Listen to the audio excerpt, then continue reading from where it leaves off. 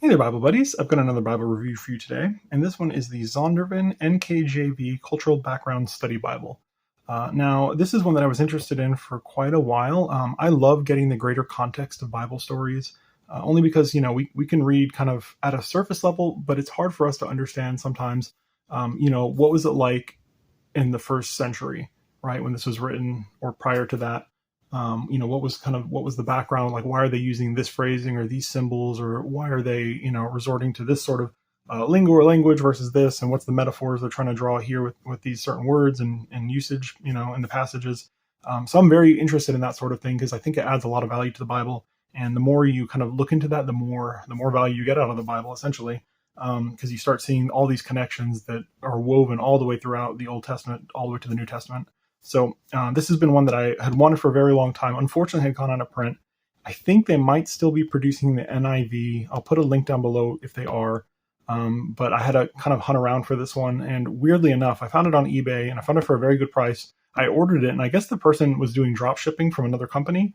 And something boogered up, I guess, messed up with their shipping, whatever. And they ended up sending me 2 copies. So I have 2 copies of this Bible. So this one will go up for sale. For sure, because these things are humongous. I am a sucker for study Bibles, but 2 of the same is probably a bit overkill for me. So let's go ahead and get into it. We'll take a look here at the box. There's some information there, a little bit on the front. I'll show you the bottom there. There's Zondervan's logo. And there's the information. This is the brown Leathersoft. They did a few different options of this one. I thought the brown Leathersoft looked the best, though, out of all the different options. I don't know if I showed the top, but I'll show it again just in case. There we go on the other side. Some of the little information there. I'll show you the back. If you guys if you're interested, you can pause and see some of the features. There are quite a few features here. Actually, I will pause and I will read them because it is fairly heavy laden, given the fact that it's a study Bible. So we have the full text of the NKJV, obviously, and then we have targeted book introductions, explain the context in which each book of the Bible was written. We have insightful, informative verse-by-verse study notes that reveal new dimensions of insight to even the most familiar passages. Key Old Testament Hebrew words and New Testament terms are explained and expanded upon in 2 helpful reference features. Then we have over 300 in-depth articles on key contextual topics. Then we have 375 full-color photos, illustrations, and images from around the world, dozens of charts, maps, and diagrams in vivid color. The words of Jesus are in red, and then additional study Bible tools, cross-references, a concordance, indexes, or indices, I think, right? That's how you pronounce it, and other helps. So there you are, and your ISBN if you didn't see it before. I'll show you down there. Oop, it's back my camera. Steady up, steady boy, steady. So yeah, there you go, the UPC and ISBN. So yeah, and the box is a clamshell box. Like I've said before in my other reviews, the clamshells will start tearing here in the corner. You can see this one is doing it. So eventually down here too, it'll just kind of tear across and pop off. That's why I prefer 2-piece boxes. They don't do that. So let's move along. We'll get into the Bible. Now this is a very hefty tome. I mean, again, it's a study Bible, and you'll know, I feel like study Bibles are always trying to outdo each other in terms of size. So you have like your ESV study Bible and just a swath of other ones that are all super chunky like this. But there you can see the nice Leathersoft material. And it has a little bit of a kind of a herringbone or a chevron pattern there. It's not, you can't like feel it. I guess it's just maybe printed or whatever they do into the fake leather there. And then there's a nice little stitching pattern. And I kind of like it. It reminds me of like an old sports coat, with the patched elbows.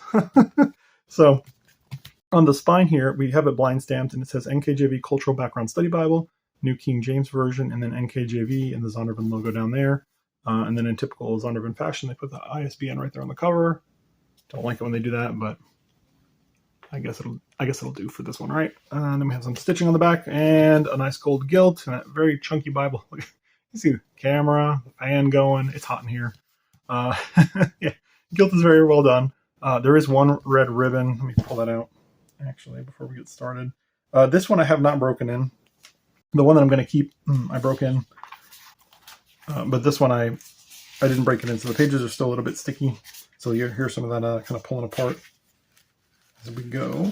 And so there's your ribbon. It's like a kind of a scarlet color, deep red. It's a nice ribbon, double-sided satin. A little on the narrow side, especially given the size of this Bible. And it would have been very nice to have 2 or 3 up there. So let's go ahead and get into it. On the inside, we just have a paste down liner. And this is the weird part for me. This is a humongous volume, and if it is, it doesn't even feel reinforced. If it is, I don't know. It's probably, I don't know. Maybe it's reinforced. But man, I feel like this is going to be a lot of weight to be putting on this binding. So I would imagine after a while this is probably going to tear, because it's just a paper paste down liner. Nothing crazy, nothing durable. But this would probably be an addition that I would be okay with getting rebound.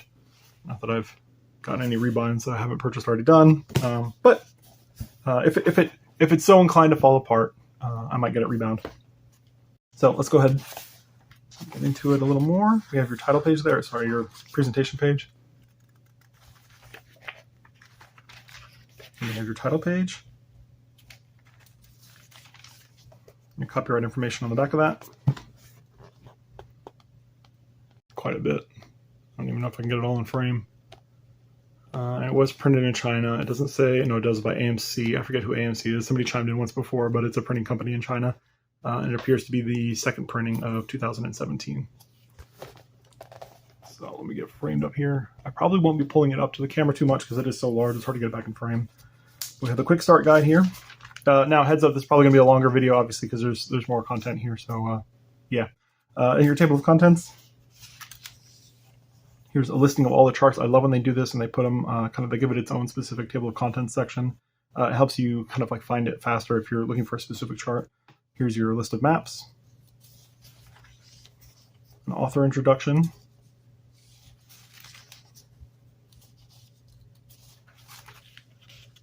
List of abbreviations.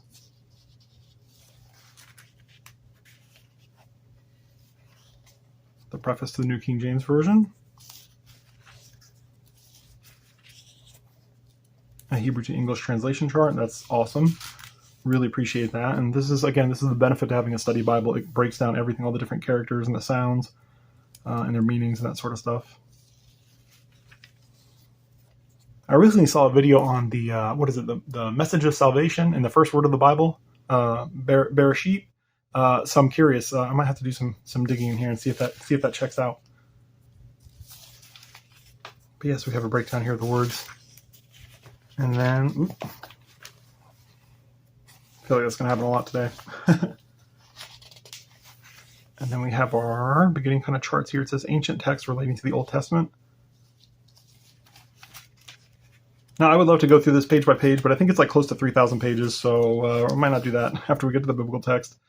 Ancient text relating to the Old Testament. Again, continue. Here's the Old Testament chronology. And it's starting to stick together, so we'll kind of get through it a little bit. So we have the Old Testament chronology there, and then you have your Old Testament title page. And it breaks it down here for you as well. Your Torah, your narrative literature, your wisdom and hymnic literature, and then your oracles of the prophets. And then, so here's one of those articles that it was talking about. And so this one right out the gate, it says major background issues from the ancient Near East. And then it's just a fairly sizable article there concerning that right at the beginning of Genesis, just to give you a little bit extra as far as the cultural background is concerned. And we have our Torah title page, the introduction to the Torah here, an additional little section on Genesis, and here the biblical text begins. So I'll show you that. So some of the features, it starts off with an introduction there. You also have some cross-references as well.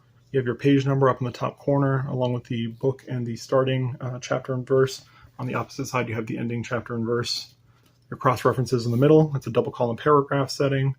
And then you can see all of the all of the material here, all of the notes, the study notes on the bottom. So quite a bit, and then directly opposite it, another kind of article there on creation and existence. So quite a bit of information here, and there's always quite a bit of information when it comes to the creation account. Here we have some drawings. The Egyptian iconography. In Egyptian iconography, the sky is represented by the goddess Nut, the goddess Nut, whose body arched over the land. So just various articles. You can see them all here. It's great. I mean, this is just a wealth of information. Tons and tons and tons of information.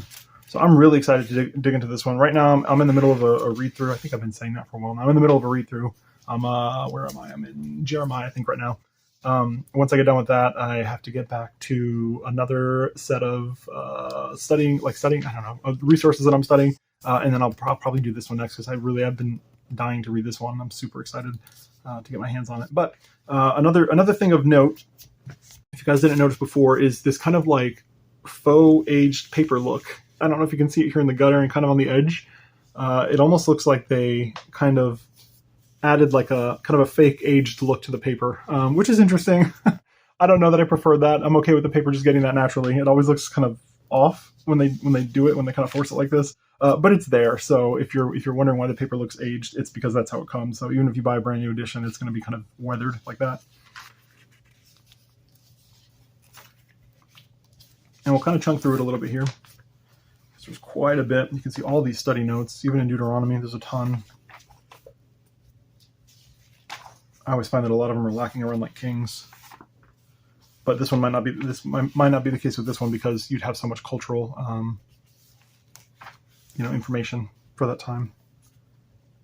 And here we have the coronation hymns in the ancient Near East. We'll take a look at the poetic setting here in Psalms. And the paper is pretty decent. I mean, it's a fairly porous paper. It's pretty rough, and it's thicker. And I guess the density is fair enough, especially considering the fact that you're going to have all of these full color articles and images and that sort of stuff. You have to kind of bump up the paper a little bit, but it's no slouch, that's for sure. And it does not appear to be line matched. If it is, it's probably not going to matter much because you have so much other stuff going on with the text. So I probably wouldn't worry about it, to be honest. Just assume that it's not going to be. You're going to have stuff kind of popping up behind the text. But again, the paper is nice enough to where it's not battling me too much. A little bit here, right?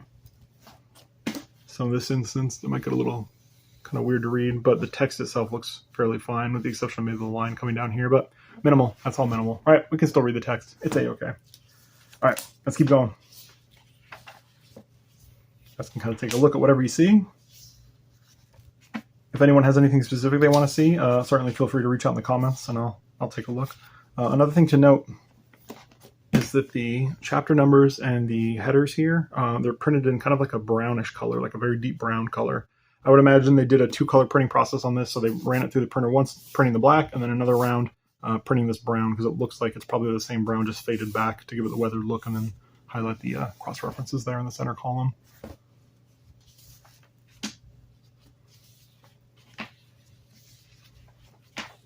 So many notes. Ooh, I'm going to love this. All right, so here we have the end of Malachi. Then we have an article on the time between the Testaments. And a little map, and then the Maccabean Hasmonean period. Literature, social developments. So you can see all the stuff that's going on. Key New Testament terms.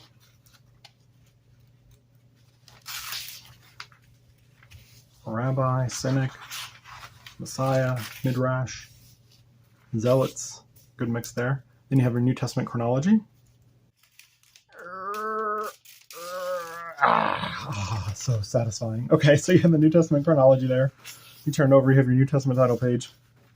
And you have the Gospels and Acts. Hearing the Gospels as first century hearers heard them, which is awesome. All right, we got to remember the Bible wasn't written yesterday. It wasn't written in the 20th century. So it's always good to have it in perspective of who was hearing it at the time. The Gospel of Matthew. A little bit of background. And then it gets into it with the genealogy of Jesus Christ. And again, all these notes at the bottom. Tons and tons and tons of study notes there.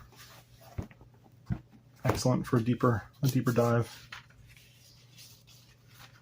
All right, and if you notice, it is going to be a red letter text. I'll turn to 5 and 6, but it's going to be broken up enough to where you're not going to get flooded with a ton of red because there's not a lot of biblical text on each page. It's mostly notes.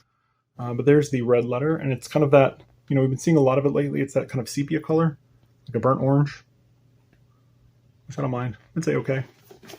It's done well here.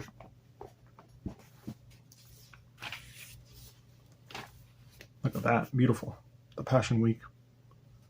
Excellent. These are breaking down the days and everything. All right. Let's get to the end. Oh, there's so much. So definitely, if you guys are looking for a good study Bible, to give you some time context, this would be the way to go.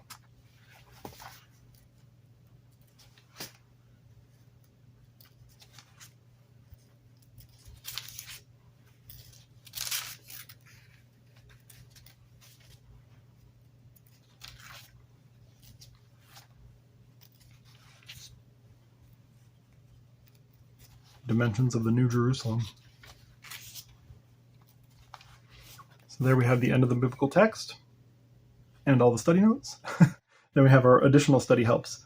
It says table of monies, weights, and measures, index of articles in canonical order, index of articles in alphabetical order, concordance, and then maps, index, and maps. So here's your table of weights and measures. Here's your index of articles in canonical order.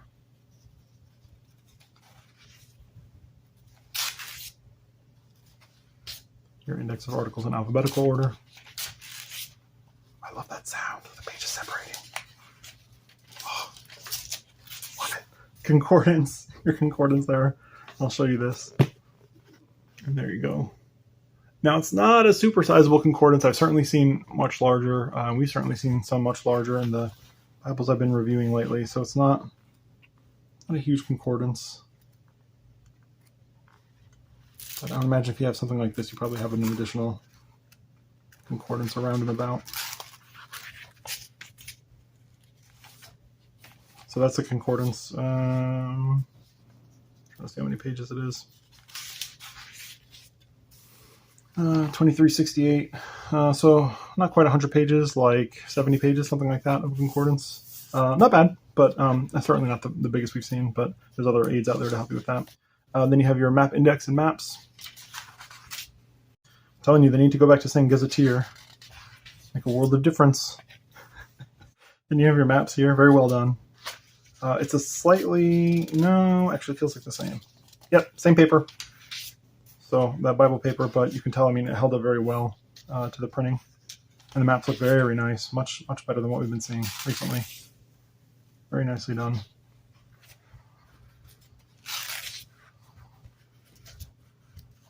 And we get to the end of the maps.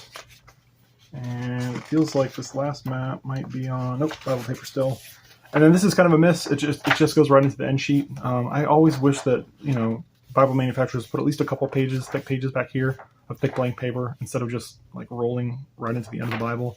Because again, if you get it rebound, it's going to be harder to work with in this case. But yeah, nothing too serious, I guess. Go ahead and get some measurements for you. Again, this super chunky boy comes in at 9 and what is that? 5/8 of an inch tall by 6 3/4 inch wide. Now here's how am I going to do this? So chunky. By over 2 inches, it's like 2 1/4 inches. What is that? 2 1/4? 2 1/8 inches thick. It's very chunky. Very chunky, over 2 inches thick. All right, let's go ahead and get some measurements. I'll get you some measurements on the study notes too, because I would imagine if you're buying this edition, you're going to be spending a lot of time in the study notes. So, all right, uppercase is going to be about a 9.5 point font versus Times New Roman for uppercase. Yeah, we'll go with that 9.5 point font for uppercase, and then for lowercase. Where are we? Use the M there. A little bit bigger. About a 10.5 point font for lowercase versus Times New Roman. So I'd say a 10.5 point font for the biblical text. And then for the notes, let's use this H and E. Considerably smaller, but not unbearable. It's about an 8 point font for the uppercase and the study notes. And then about an 8.5 point font for the lowercase.